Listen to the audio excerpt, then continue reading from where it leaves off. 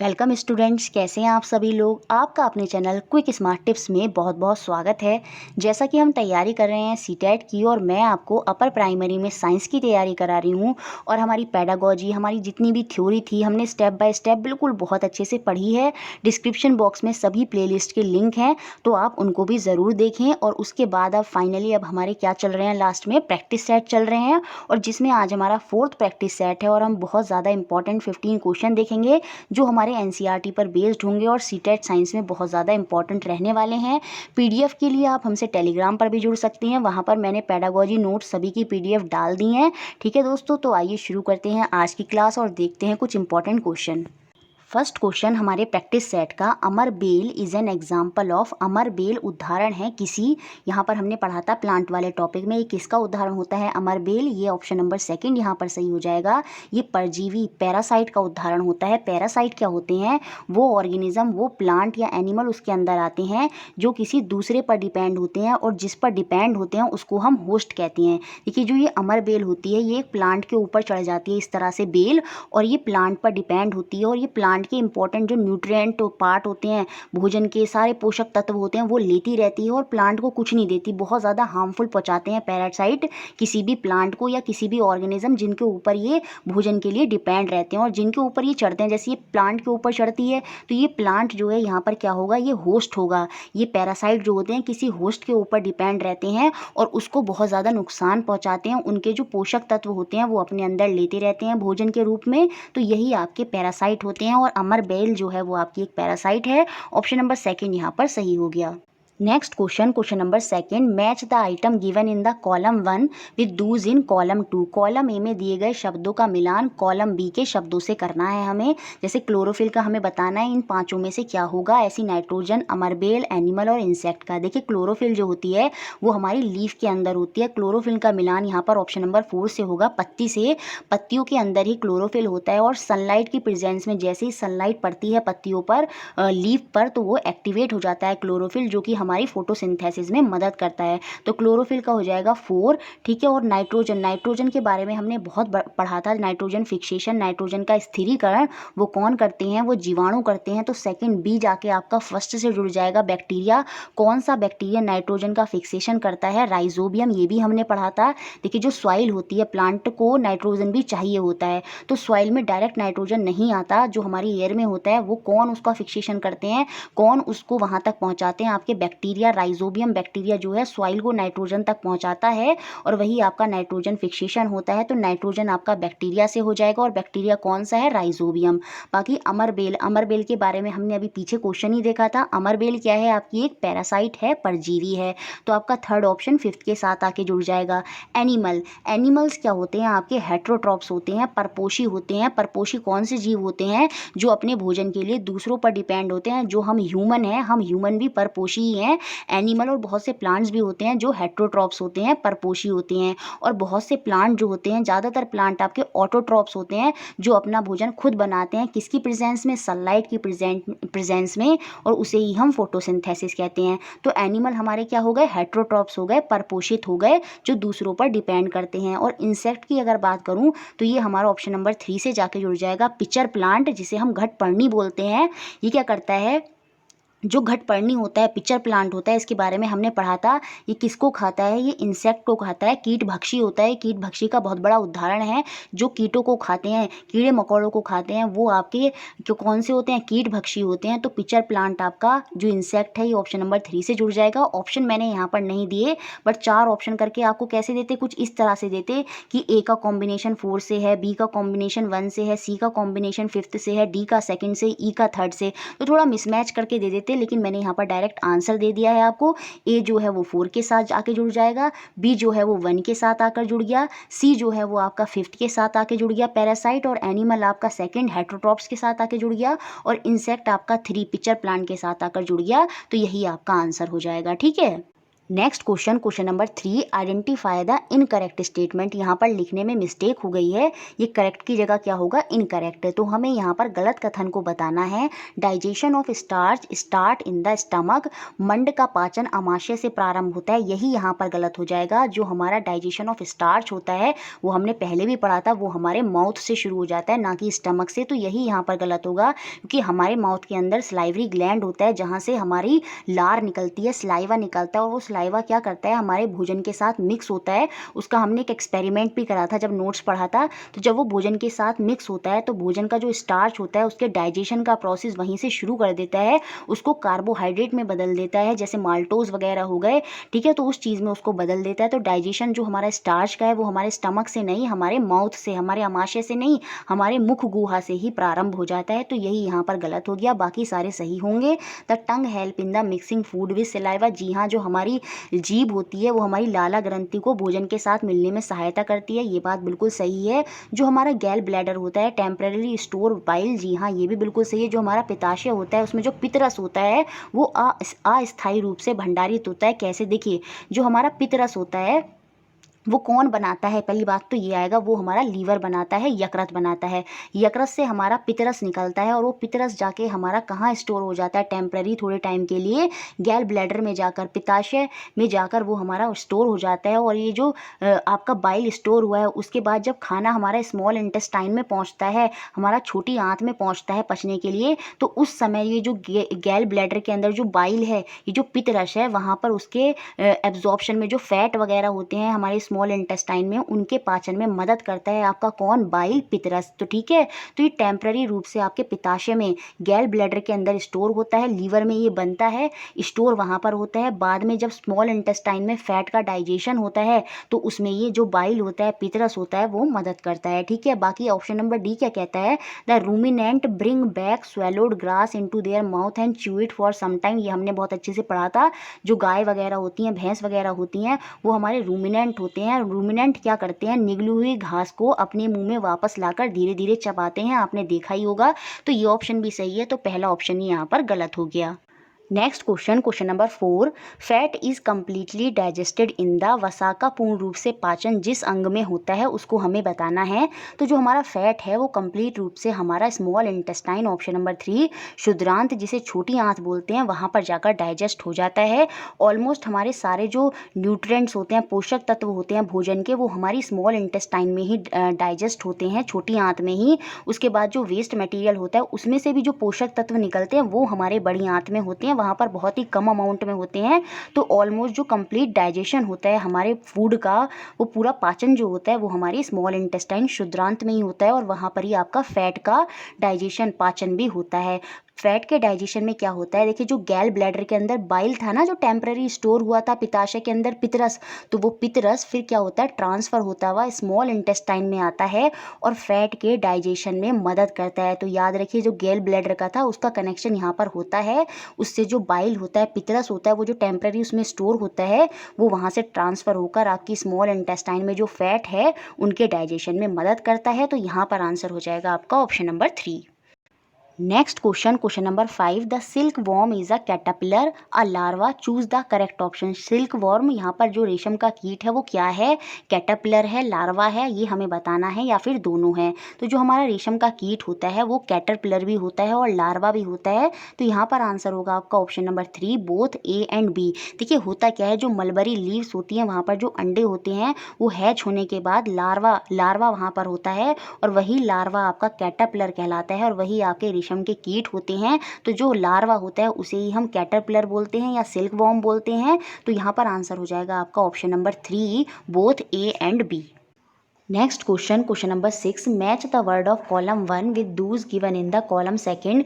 Column 1 का मिलान हमें यहाँ पर कॉलम सेकंड से करना है। सबसे पहले अगर मैं स्काउरिंग की बात करूँ, अभी मार्जिन की बात करूँ, तो ये होता है जब हम कोई वूल वगैरह काटते हैं भेड़ वगैरह से, शीप वगैरह से, और उस वूल की जब सफाई होती है, कटी हुई ऊन की जो सफाई होती है, क्लीनिंग शेयर्ड स्किन होती है, वही आपका स्काउरिंग कहलाता है, अभी मार्जिन कहलाता है। तो पहला वाला तो यहाँ ई से आके जुड़ जाएगा, और ऐसा हमारा पहला, दूसरा और तीसरे ऑप्शन में है। हैं, तो इन तीनों में से ही कोई आंसर होगा। उसके बाद आपका आता है मलबेरी लीव्स। देखिए जो मलबेरी लीव्स होती हैं वो फूड ऑफ सिल्क वॉर्म होती हैं, रेशम कीट का भोजन होती हैं। देखिए जो फीमेल मॉथ होती है वो एग को ले करती है किस पर, मलबेरी लीव्स पर। उसके बाद वो जो एग है वो हैच होता है और वहाँ से क्या निकलता है, लार्वा कैटरपिलर जिसे हम बोलते हैं, वही रेशम का कीट होता है। तो जो शहतूत की पत्तियां हैं, मलबेरी लीव्स हैं, वो भोजन का कार्य करती हैं आपके रेशम के कीट का। तो जो सेकंड ऑप्शन है वो आपका सी से आके जुड़ जाएगा और ऐसा हमारा पहला और दूसरे ऑप्शन में है, तो इन दोनों में से ही कोई आंसर होगा। उसके बाद जो याक है, याक जो होता है वो हमारा ऊन देने वाला एक जंतु होता है, वूल ईल्डिंग एनिमल होता है। तो सी हमारा बी से आके जुड़ जाएगा और ऐसा हमारा ऑप्शन नंबर 1 में है, तो ये हमारा ऑप्शन नंबर 1 ही यहाँ पर आंसर होगा। बाकी जो ककून होता है ये हमारा क्या हो जाएगा, ईल्ड सिल्क फाइबर, रेशम फाइबर उत्पन्न जो होता है वो हमारा ककून से ही होता है। ये पूरा एक सिल्क वॉर्म का प्रोसेस होता है। इसके बारे में मैंने ज़्यादा नहीं बताया क्योंकि ज़्यादा नहीं पूछा जाता, बाकी प्रैक्टिस सेट में मैंने थोड़ा बहुत इसको क्लियर कर दिया है और आगे जो क्वेश्चन आएंगे वहाँ पर भी क्लियर हो जाएगा। तो ककून आपका क्या हो जाएगा, रेशम फाइबर उत्पन्न करता है, ईल्ड स्किन फाइबर, तो सॉरी सिल्क फाइबर, तो ऑप्शन नंबर 1 यहाँ पर बिल्कुल सही हो जाएगा। Next question, question number 7, 1 litre of water at 30 degree Celsius is mixed with 1 litre of water at 50 degree Celsius. कहने का मतलब एक बॉटल है जिसमें 30 डिग्री सेल्सियस पर 1 लीटर वाटर है। अब उसके अंदर क्या करा जाता है, 50 डिग्री सेल्सियस के 1 लीटर जल जो है उसके अंदर और मिला दिया जाता है। तो अब हमें मिश्रण का ताप बताना है, टेम्परेचर बताना है इस पूरे मिक्सचर का। देखिए हमने टेम्परेचर वाले चैप्टर में पढ़ा था जब टेम्परेचर का डिफरेंस होता है, क्योंकि बॉटल में स्टार्टिंग में 30 डिग्री था लेकिन उसमें जो पानी मिलाया गया उसका टेम्परेचर ज़्यादा था, 50 डिग्री था। और जब टेम्परेचर का डिफरेंस होता है तो वहाँ पर हीट का फ्लो होता है, ऊष्मा का प्रवाह होता है। और जो ऊष्मा का प्रवाह होगा, हीट का फ्लो होगा, वो हाई टेम्परेचर से लो टेम्परेचर की तरफ होता है, हमारे उच्च ताप से निम्न ताप की तरफ होता है, जिसकी वजह से क्या होगा, ये इक्विलिब्रियम की कंडीशन में आने की कोशिश करेगा। और जो हमारा टेम्परेचर होगा वो किसके बीच में रहेगा, 30 और 50 के बीच में ही रहेगा। तो यहाँ पर ऑप्शन नंबर डी बिल्कुल सही हो जाएगा। अब देखिए अगर एक ऐसी बॉटल होती जिसमें 40 डिग्री ताप होता और 40 डिग्री का ही सॉल्यूशन उसमें मिलाया जाता तो उसके टेम्परेचर में कोई चेंज नहीं आता। क्यों चेंज नहीं आता, क्योंकि टेम्परेचर में जो चेंज है, जो हीट का फ्लो होगा वो तभी होगा जब टेम्परेचर का डिफरेंस होगा। और यहाँ पर टेम्परेचर का डिफरेंस था, स्टार्टिंग जो था 30 था और मैक्सिमम जो था 50 था। तो जो पानी का बाद में सॉल्यूशन रहेगा उसका टेम्परेचर 30 और 50 के बीच में ही रहेगा। तो ऑप्शन नंबर डी यहाँ पर बिल्कुल सही हो जाएगा। Next question, question number 8, stainless steel pan are usually provided with copper bottom, the real reason for this could be that. जो स्टेनलेस इस्पात की हमारी कढ़ाई वगैरह होती हैं उनमें कॉपर, तांबे की तली लगाई जाती है, इसका कारण क्या होता है। तो यहाँ पर सीधा सीधा सा कारण ये होता है, जो कॉपर है वो बेटर कंडक्टर ऑफ हीट होता है देन स्टेनलेस स्टील। जो स्टेनलेस इस्पात है उसकी अपेक्षा जो तांबा होता है, कॉपर होता है, वो ऊष्मा का अच्छा चालक होता है। तो ये बात ध्यान रखिए, कॉपर जो आपका तांबा है वो ऊष्मा का अच्छा चालक है, इसलिए जो उसकी तली होती है स्टील की उसके नीचे कॉपर लगाया जाता है। तो यहाँ पर ऑप्शन नंबर सी बिल्कुल सही हो जाएगा। Next question, question number 9, consider the following statement which of these statement are correct. ये हमें बताना है निम्नलिखित कथनों में से कौन सा कथन सही है, ये हमें बताना है। Both acid and bases change colour of all indicator, अम्ल और क्षारक दोनों सभी सूचकों के रंग को परिवर्तित कर देते हैं, ये बात बिल्कुल गलत है। अगर मैं टर्मरिक की बात करूँ, हल्दी की बात करूँ, तो वो भी एक इंडिकेटर है, लेकिन जब एसिड उसके साथ रिएक्ट करता है तो वहाँ पर कोई कलर का चेंज नहीं होता, बेस के साथ उसका कलर रेड हो जाता है। लेकिन यहाँ पर कह रहा है कि जब एसिड और बेस जो अम्ल और क्षार हैं अगर वो किसी भी सूचक के साथ रिएक्ट करते हैं तो रंग का परिवर्तन होता है, तो ये बात हो गई यहाँ पर गलत। If an indicator give a colour change with N acid, अगर कोई सूचक अम्ल के साथ रंग परिवर्तन कर देता है, it does not give a change with a base, तो वह क्षारक के साथ रंग का परिवर्तन नहीं करता। तो ये बात भी बिल्कुल गलत हो जाएगी। अगर मैं लिटमस की बात करूँ तो लिटमस में एसिड के साथ जब रिएक्ट कराते हैं तो उसमें भी कलर चेंज होता है, और जब दूसरे लिटमस के साथ उसका चेंज कराते हैं तो वहाँ पर भी कलर चेंज होता है। तो ये नहीं कहेंगे कि अगर अम्ल के साथ कलर चेंज हुआ है तो बेस के साथ नहीं होगा, और ऐसे ही अगर बेस के साथ कलर चेंज हुआ है तो अम्ल के साथ नहीं होगा। तो ये बात भी बिल्कुल गलत है यहाँ पर। तो ऑप्शन नंबर बी और सी दोनों के दोनों ही गलत हो जाएंगे। Change of colour in an acid and base depend on the type of indicator, जी हाँ ये बिल्कुल सही है। अम्ल और क्षारक में जो रंग परिवर्तन होता है वो सूचक के प्रकार पर निर्भर करता है कि जो हमारा इंडिकेटर है वो उसका उसका टाइप कैसा है उस पर डिपेंड करता है, एसिड और बेस का, अम्ल और क्षार का जो कलर चेंज होता है। तो यहाँ पर कौन सी स्टेटमेंट सही होगी? ओनली डी, फोर्थ ऑप्शन यहाँ पर बिल्कुल सही हो जाएगा। Next question, question number 10, which option best describe a tropical region? निम्नलिखित में से कौन सा विकल्प उष्णकटिबंधीय क्षेत्र का सर्वश्रेष्ठ वर्णन करता है? देखिए जो ट्रॉपिकल रीजन होते हैं, जैसे ये हमारी अर्थ है तो ये हमारा इक्वेटर है, भूमध्य रेखा है, तो उसके आसपास का जो ऊपर नॉर्थ में और साउथ में जो क्षेत्र होता है ये वाला, ये आपका ट्रॉपिकल रीजन ही होता है, उष्णकटिबंधीय क्षेत्र होता है। यहाँ पर सनलाइट जो होती है वो डायरेक्ट आती है, ये ट्रॉपिक ऑफ कैंसर ऊपर की तरफ और ट्रॉपिक ऑफ कैप्रिकॉर्न नीचे की तरफ, इन दोनों के बीच का जो क्षेत्र होता है भूमध्य रेखा के, जो हमारी इक्वेटर है उसके आसपास का जितना रीजन है वो हमारा उष्णकटिबंधीय क्षेत्र होता है, ट्रॉपिकल रीजन होता है। और यहाँ पर सन की जो रेज हैं वो डायरेक्टली आती हैं, इसलिए यहाँ पर कैसा वेदर होता है? हॉट होता है और साथ में ह्यूमिड भी होता है, आर्द्र भी होता है। तो ऑप्शन नंबर 1 यहाँ पर सही होगा। गर्म और आर्द्र, आर्द्र ह्यूमिड इसलिए होता है क्योंकि जो ओशियंस होते हैं इधर के आसपास के वो वार्म, जब यहाँ पर सनलाइट डायरेक्ट पड़ती है तो जो ओशियन से है वो इवेपोरेट होते हैं और हवा में बहुत सारा मॉइस्चर हो जाता है, इसलिए यहाँ का जो टेम्परेचर है वो हॉट और ह्यूमिड होता है। ऑप्शन नंबर 1 यहाँ पर बिल्कुल सही होगा। Next question, question number 11, which feature adapt polar bear to live in extremely cold climate? ध्रुवीय भालू को अत्यधिक ठंडी जलवायु में रहने के लिए कौन सी विशेषताएं अनुकूलित करती हैं? देखिए जो पोलर बियर होता है, ध्रुवीय भालू होते हैं, ये हमारे आर्कटिक रीजन में पाए जाते हैं। जो हमारा उत्तरी ध्रुव होता है उसके आसपास का जो क्षेत्र होता है वो हमारा आर्कटिक रीजन है, उत्तरीय ध्रुव क्षेत्र है, तो वहाँ पर ये आपके पोलर बियर पाए जाते हैं। इनके वाइट फर होता है, श्वेत फर होता है, क्योंकि टेम्परेचर -37 डिग्री से भी डाउन होता है, पूरी आइस होती है और इसी की एनवायरनमेंट की वजह से इनका जो फर होता है वो वाइट होता है। और जो इनका ये श्वेत फर होता है ये इनको अपने दुश्मन, जो इनके ऊपर अटैक करने वाले दूसरे एनिमल होते हैं, उनसे बचाने में बहुत ज़्यादा मदद करता है। ये बड़ी आसानी से छुप जाते हैं, ठीक है, आपको पता भी नहीं चलेगा कहाँ आइस है और कहाँ पर पोलर बियर है। इनकी जो स्किन होती है, देखिए पहली बात तो इनका जो फर होता है ना वो डबल लेयर फर होता है, ताकि क्योंकि ठंडी बहुत है और इनकी जो त्वचा है उसके नीचे वसा होती है, फैट ब्लो स्किन होती है, ये वाली बात भी बिल्कुल सही है, ताकि वो ठंड से बड़ी आसानी से बच सकें। नी सेंस ऑफ स्मेल, तीव्र सूंघने की क्षमता होती है। जी हाँ, इनकी जो सूंघने की क्षमता होती है पोलर बियर की वो बहुत ही हाई होती है। तो यहाँ पर आंसर आपका ऑप्शन नंबर 1 ही हो जाएगा और ये हमारे आर्कटिक रीजन में पाए जाते हैं। Next question, question number 12, which of the statement given below is correct? निम्नलिखित में से कौन सा कथन सही है, हमें यहाँ पर वो बताना है। In winter the wind flows from the land to the ocean, शीतकाल के समय जो पवन होती है वो थल से सागर की ओर बहती है, यही बात यहाँ पर बिल्कुल सही होगी।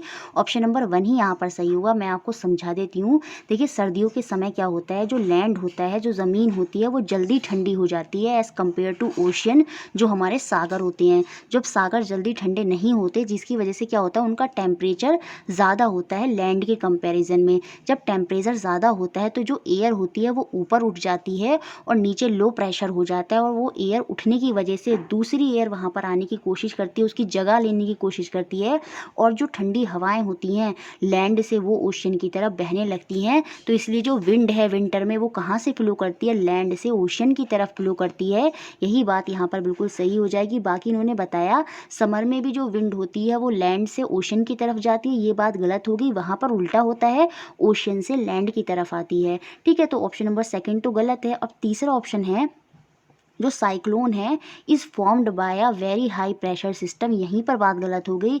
ये वेरी हाई प्रेशर सिस्टम से नहीं होते, वेरी लो प्रेशर सिस्टम से होते हैं। सेम वही चीज़ होती है, एयर वार्म होने की वजह से ऊपर उठती है और नीचे का जो है वो प्रेशर लो हो जाता है, और उसी की वजह से जो साइक्लोन है वो फॉर्म होता है। तो उच्च दाब तंत्र नहीं होता, यहाँ पर निम्न दाब तंत्र होता है, जिसकी वजह से साइक्लोन होता है। तो ये ऑप्शन भी यहाँ पर गलत हो गया। The coast line of India is not vulnerable of cyclone, जो भारत की तट रेखा है वो चक्रवातों के आने की वहाँ पर संभावना नहीं होती, ये बात तो बिल्कुल गलत है। जो भारत की तट रेखा है, जैसे नीचे की तरफ आ गए हम तमिलनाडु, केरल, और उधर की तरफ चले जाएं उड़ीसा वगैरह, तो यहाँ पर काफ़ी सारे साइक्लोन आते हैं, तो ये वाली बात तो गलत होगी। तो पहला ऑप्शन ही यहाँ पर बिल्कुल सही होगा। जो विंटर में होती है विंड वो ब्लो करती है कहाँ से, लैंड से ओशन की तरफ, ठीक है। नेक्स्ट क्वेश्चन नंबर 13 जो हमारा पेडागोजी से है। One of the main limitation of the project method of teaching science is that, विज्ञान पढ़ाने की परियोजना पद्धति की मुख्य सीमाओं में से एक क्या है, ये हमें बताना है। Integration of concept in various subject can be achieved, विभिन्न विषयों में अवधारणाओं का एकीकरण प्राप्त किया जा सकता है। तो ये कोई लिमिटेशन नहीं है प्रोजेक्ट मेथड की। देखिए प्रोजेक्ट मेथड क्या होता है, जहाँ पर बच्चे को ग्रुप में बनाकर प्रोजेक्ट दे दिए जाते हैं और खुद से करने के लिए उनसे कहा जाता है, जहाँ पर बच्चे रिसर्च करते हैं, अपने आप से आइडियाज़ लाते हैं और सामानों को जो डेटा है वगैरह वो सबको इकट्ठा करते हैं। तो यहाँ पर एकीकरण की, यहाँ पर विभिन्न विषयों की अवधारणाओं का एकीकरण प्राप्त किया जा सकता है। तो ये कोई लिमिटेशन नहीं है, ये तो इसमें अच्छी बात है। तो ये यहाँ पर नहीं होगा। तो student have to perform excessive mental and physical work, यही यहाँ पर होगा। यही इसका एक लिमिटेशन है, यही इसकी एक सीमा है कि यहाँ पर विद्यार्थियों को अत्यधिक मानसिक और शारीरिक श्रम करना पड़ता है। एक तो उनको सोचना बहुत पड़ता है, प्रोजेक्ट वर्क मिला है तो खुद से सोचना होगा बहुत ज़्यादा, और साथ में उनको सामानों को इकट्ठा करना होता है, डेटा का कलेक्शन करना होता है, जिसकी वजह से उनका शारीरिक श्रम जो है वो काफ़ी होता है। बाकी एक मनोवैज्ञानिक पद्धति है, ज्ञान को क्रमबद्ध तरीके से हासिल नहीं किया जा सकता, वो भी किया जा सकता है। तो ये कोई लिमिटेशन नहीं है यहाँ पर मुख्यतः प्रोजेक्ट मेथड का लिमिटेशन यही है कि मानसिक और शारीरिक श्रम जो होता है वो काफ़ी करना पड़ता है। तो ऑप्शन नंबर सेकंड ही यहाँ पर सही हो जाएगा। Next question number 14, submissive assessment in science should mainly focus on, विज्ञान में जो योगात्मक मूल्यांकन होता है मुख्य रूप से ध्यान केंद्रित करना चाहिए। देखिए जो फॉर्मेटिव असेसमेंट होता है उसमें तो टीचर बीच बीच में देखता रहता है, फीडबैक वगैरह लेता रहता है, लेकिन जो सबमिटिव असेसमेंट होता है बच्चे ने पूरे साल क्या किया उन सब का बाद में पता करना होता है। लास्ट में देखा जाता है कि बच्चे ने पूरे साल क्या करा, कहाँ कहाँ कमियाँ रहीं। तो सबमिटिव असेसमेंट में साइंस में जो फोकस होना चाहिए वो किस चीज़ पर होना चाहिए, छात्रों की सीखने की कठिनाइयों के क्षेत्रों का निदान करना, कि diagnosing the area of learning difficulties of student, कि बच्चों को कहाँ कहाँ पूरे साल समस्याएं हुई उन सारी समस्याओं को ख़त्म करना, यही सबमिटिव असेसमेंट का फोकस होना चाहिए। तो ऑप्शन नंबर 1 जो है यहाँ पर बिल्कुल सही हो जाएगा। नेक्स्ट और last question number 15, a science teacher is interested to focus more on acquisition of process skill by the learner, which of the following combination of method of teaching should be preferred by her to achieve the objective. एक विज्ञान शिक्षक, जो सीखने वाले बच्चे हैं, learner के द्वारा प्रक्रिया कौशल के अधिग्रहण पर अधिक ध्यान केंद्रित करने में रुचि है। वो बच्चों के अंदर प्रोसेस स्किल को डेवलप करना चाहता है, उसमें उसकी ज़्यादा रुचि है। उद्देश्यों को प्राप्त करने के लिए जो शिक्षक है, टीचर के तरीकों के निम्नलिखित संयोजन में से कौन सा उसको चुनना चाहिए, या सबसे अच्छा teacher should prefer by her to achieve the objective, जो उद्देश्य है उसको प्राप्त करने के लिए टीचर को कौन सी टेक्निक को चूज़ करना चाहिए, यहाँ पर हमें वो बताना है। देखिए जब प्रोसेस स्किल को डेवलपमेंट करना होता है, जहाँ पर बच्चों को एक्टिविटी वगैरह करानी होती है, ये मैंने बहुत बार बोला है, प्रोसेस स्किल में यहाँ पर हम प्रक्रिया में मतलब कुछ क्रियाएँ कर रहे हैं बच्चे, वो भी अरेंजमेंट सही तरीके से, जो प्रक्रियाएँ होती हैं वो एक्टिविटी के बेसिस से होती हैं और एक सिक्वेंस में उनको कराया जाता है। वो किससे होगा, वो होगा प्रोजेक्ट कम लेबोरेटरी मेथड। ऑप्शन नंबर 4 यहाँ पर बिल्कुल सही होगा, परियोजना सह प्रयोगशाला विधि, क्योंकि प्रोजेक्ट कम लेबोरेटरी मेथड में ही एक तो हम बच्चों को करने के मौके देंगे और वहाँ पर सिक्वेंस से करने के मौके देते हैं। पहले बच्चों से कहते हैं कि इस तरह से आप सोचिए क्या होगा इसका सॉल्यूशन, फिर उनसे बोलते हैं कि अच्छा आपने जो परिकल्पना की है उससे रिलेटेड आप डेटा लेकर आइए, फिर उनका टेस्ट होता है और फिर बाद में कोई कंक्लूजन निकलता है। तो पूरा ये प्रोसेस स्किल होता है और इसको अचीव करा जाएगा किससे, ऑप्शन नंबर 4 प्रोजेक्ट कम लेबोरेटरी मेथड। बाकी लेक्चर, असाइनमेंट, लेक्चर कम डेमोन्स्ट्रेशन, इन सारी विधियों से प्रोसेस स्किल ज़्यादा अच्छे से डेवलप नहीं होती। तो ऑप्शन नंबर 4 ही यहाँ पर बिल्कुल सही होगा। इस तरह से ये हमारे क्वेश्चन खत्म होते हैं, जो हमारे बहुत ही ज़्यादा इंपॉर्टेंट प्रैक्टिस सेट था। आई होप आपको सभी क्वेश्चन क्लियर हो गए होंगे। दोस्तों वीडियो अच्छी लगी है तो सबको लाइक ज़रूर करना है, इट्स अ रिक्वेस्ट, और शेयर भी सबको ज़्यादा से ज़्यादा करना है और इसी तरह हमारे साथ जुड़े रहना है। Thank you for watching.